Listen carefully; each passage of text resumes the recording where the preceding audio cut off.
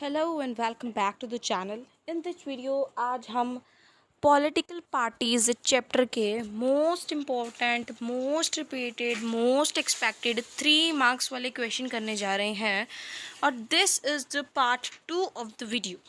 ठीक है, पिछले पार्ट में भी हमने पूरे 10 क्वेश्चंस किए थे 3 मार्क्स वाले ही, और इस पार्ट में हम अगेन नेक्स्ट क्वेश्चंस करने वाले हैं। तो 11th क्वेश्चन है, ठीक है, तो give a brief introduction of BJP and elaborate the ideology of the political party. तो जो पॉलिटिकल पार्टी बनी है उसका एकदम, ये बीजेपी जो है इसका एकदम ब्रीफ इंट्रोडक्शन देना है और उसकी आइडियोलॉजी बताना है। तो फर्स्ट तो है, it believes in a strong and modern India. ठीक है, स्ट्रॉन्ग और मॉडर्न इंडिया पे ये बिलीव करता है, which drives its inspiration from its ancient culture and values, जो कि अपनी इंस्पिरेशन ले रहा है जो एंशियंट कल्चर है। एंशियंट कल्चर हमारा पूर्वजों वाला जो हमारा कल्चर होता है ना, उस वाले कल्चर से। ठीक है, in its ideological orientation the BJP is a rightest party. कि आइडियोलॉजी के हिसाब से बीजेपी एक राइटेस्ट पार्टी है। It wants full territorial and political integration of Jammu and Kashmir की एकदम फुल पॉलिटिकल इंटीग्रेशन और टेरिटोरियल इंटीग्रेशन जो है वो उसे चाहिए। This party is against the religious conversion. Religious conversion के ये पार्टी एकदम अगेंस्ट है। ठीक है, why it is against, question बताओ कमेंट्स में answer. Because India is a secularist state. Her video में, आई थिंक 3 वीडियो में, लास्ट प्रीवियस 3 वीडियो में हम सेक्युलरिस्ट स्टेट के बारे में पढ़ चुके हैं। तो 12th क्वेश्चन है, BJP wants full territorial political integration of Jammu and Kashmir. हाँ, हमने अभी ये पढ़ा है।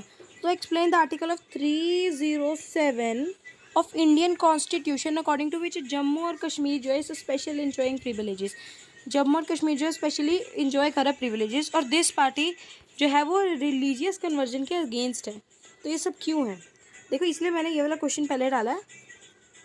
तो देखो, तो Jammu and Kashmir is a state like other states of India. तो जैसे इंडिया के अंदर बाकी स्टेट है, जम्मू और कश्मीर भी उस ही टाइप का स्टेट्स है।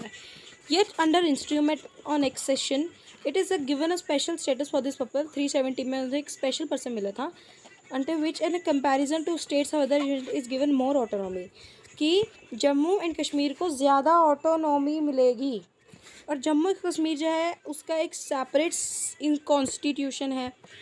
बहुत सारे आर्टिकल जो हैं Indian constitution of India do not apply the state of Jammu and Kashmir.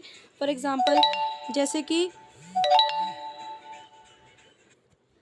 ठीक है, तो जम्मू और कश्मीर को अगर सेपरेट इंस्टीट्यूशन है, बट कुछ स्टेट जो ऐसे हैं वो इंडिया को या फिर जम्मू कश्मीर को इंडिया का पार्ट ही नहीं मानते हैं। और the people of other states can not purchase property there. और वहाँ से कोई भी स्टेट में से जम्मू एंड कश्मीर के इंडिया के पीपल प्रॉपर्टी नहीं ले सकते वहाँ की। ठीक है, तो 3 क्वेश्चन है, how can the quality of democracy be improved in a country like India. India के जैसी डेमोक्रेसी एक कंट्री में कैसे इम्प्रूव हो सकती है। सबसे पहले क्वालिटी ऑफ इंडिपेंडेंट डिपेंड होती है एक्टिव पब्लिक पार्टिसिपेशन। अब देखो, डेमोक्रेसी का मतलब क्या है कि व्हेन वी इलेक्ट पीपल, ठीक है, व्हेन वी इलेक्ट पीपल, और अगर पीपल जो है, पब्लिक जो है, ठीक है, तो अगर यहाँ पे कैंडिडेट खड़ा हो गया, अगर सिर्फ उसे 2 ही वोट मिल रहे हैं और दूसरे कैंडिडेट को भी 2 ही वोट मिल रहे हैं, मतलब पार्टिसिपेशन ही नहीं है पब्लिक का, तो फिर ऐसे कैसे डेमोक्रेसी चलेगी। तो एक्टिव पार्टिसिपेशन होना चाहिए पब्लिक का instead of criticism of the government के क्रिटिसिज्म के हिसाब से। Not only political party but ordinary citizens, pressure groups जो हैं, मूवमेंट्स जो हो रही हैं मीडिया के अंदर, हर चीज़ में उनका पार्टिसिपेशन होना चाहिए, जिस वजह से हमारी डेमोक्रेसी जो है वो इम्प्रूव होती है। वैल्यू जैसे ऑनेस्टी है वो हर एक एज में इंक्लूड होनी चाहिए। People learn to corruption free. People जो है वो करप्शन फ्री ज़िंदगी जिए। पीपल जो है वो करप्शन फ्री ज़िंदगी जिए। नेक्स्ट है, what is mean by defection in democracy. Most important question. जब what is mean by defection in democracy, democracy के अंदर डिफेक्शन होती है तो उससे क्या बोलते हैं। तो defection in politics means changing political party to another party for some personal benefits. तो जैसे सपोज़ ये एक एमएलए है कहीं का, ठीक है, सपोज़ ये है हमारे पास बीजेपी, ठीक है, बीजेपी में है, और ये है हमारे पास इंडियन नेशनल कांग्रेस जो होती है हमारी, हाथ वाला थप्पा, और ये लोटस। ठीक है। अब उसे लग रहा है, यहाँ का जो भी एक कैंडिडेट है, उसे लग रहा है कि कांग्रेस वाली पार्टी थोड़े ज़्यादा हित में चल रही है। तो अब वो क्या करेगा, वो कहेगा कि मैं अपनी सीट जाके चेंज यहाँ पे कर रहा हूँ। ठीक है, तो इसे बोलते हैं डिफेक्शन होना। ठीक है, it means changing party allegiance from the party on which a person got elected to a different party. It happens when, जैसे legislature after being elected from a particular party leaves. ठीक है, एक particular party से elect होने के बाद, जीतने के बाद भी वो अपनी पार्टी लीव कर देते हैं और दूसरी पार्टी ज्वाइन कर लेते हैं। तो इसे बोलते हैं defection in democracy. To prevent this custom of changing party, legislature of India made a law जिसे बोलते हैं एंटी डिफेक्शन लॉ, जो कि हम 3 मार्क्स वाले पार्ट 1 में पढ़ चुके हैं। So the constitution was amended to prevent elected MLAs MPs होते हैं फ्रॉम चेंजिंग पार्टी। और लॉ जो है वो ये कहते हैं कि अगर कोई भी MLA, कोई भी MP अपनी पार्टी को चेंज करता है, ही और she will lose seat in the legislature. वो लेजिस्लेचर के अंदर अपनी सीट को लूज़ कर देगा। The new law has brought defection down and has made dissent even more difficult. ठीक है, कितना अच्छा लॉ बनाया है, देखो। नेक्स्ट है, name the national political party that has been power in West Bengal for 30 years. मतलब 30 साल तक वही पार्टी चली थी। और उसके 2 पॉइंट्स बताने हैं उस पॉलिटिकल पार्टी के regarding.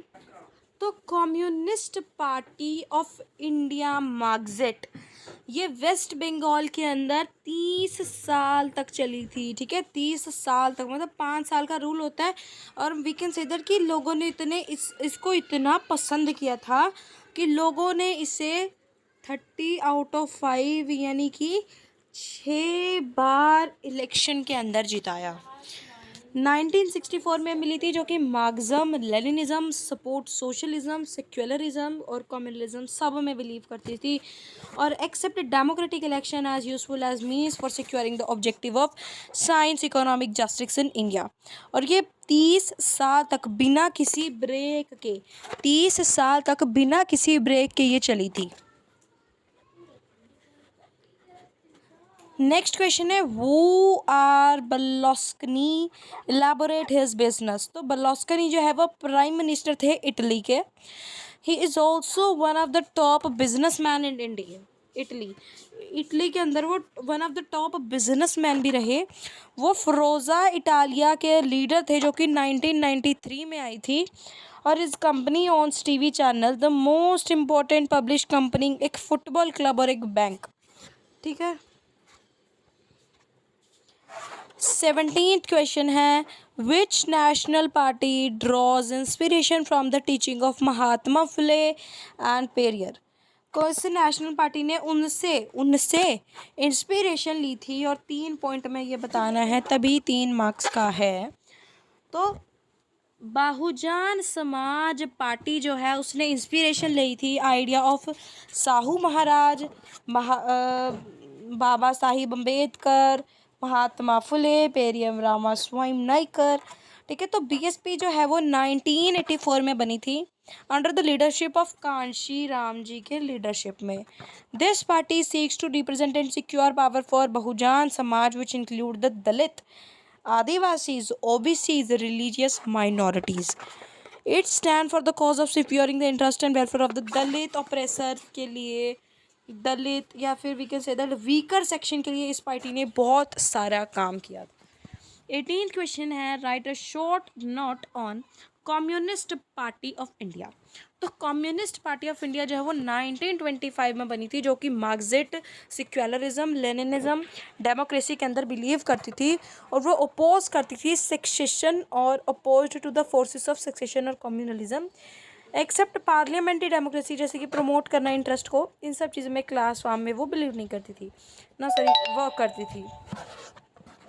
Became weak after the split in 1964 में पार्टी थोड़ी वीक हो गई थी।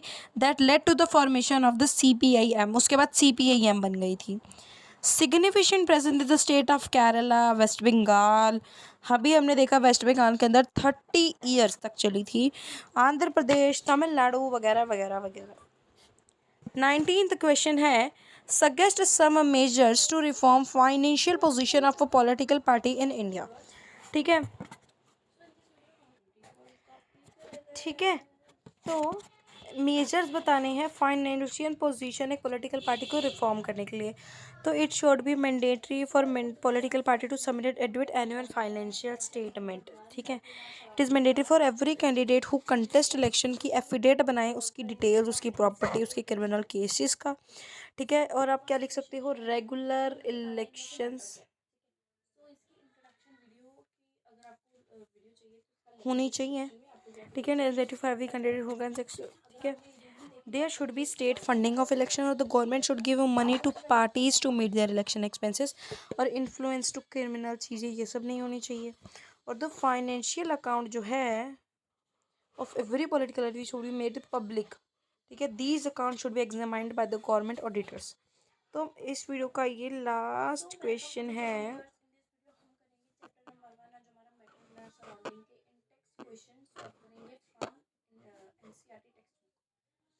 Elaborate the role of public in the reformation of political party के रिफॉर्मेशन के लिए पब्लिक का क्या रोल है। तो people can put pressure in public parties, this can be done through pension publicity education के लिए वो पॉलिटिकल पार्टी पे थोड़ा प्रेशर डाले कि भैया हमारे हित के लिए कोई काम करो। ऑर्डिनरी सिटीजन जो है, प्रेशर ग्रुप जो है, movement, media can play an important role. ठीक है, और पॉलिटिकल पार्टी को ये चीज़ फील होनी चाहिए कि पब्लिक का सपोर्ट अगर उसे लूज हो गया तो वो कुछ नहीं रह पाएंगे, और this will become more serious about reforms. Fourth है the quality of democracy. Democracy की जो क्वालिटी है वो भी डिपेंड करती है कि पॉलिटिकल पार्टिसिपेशन कितना है।